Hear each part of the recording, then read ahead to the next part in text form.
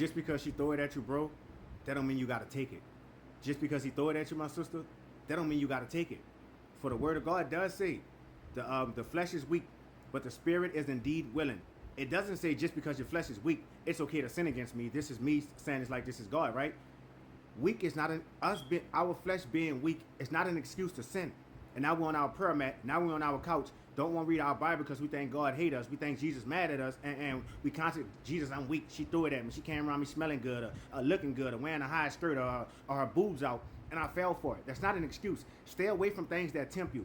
The Word of God also says that when temptation comes, God is going to make a way out for you. No man or woman has ever been tempted more than they can bear, church.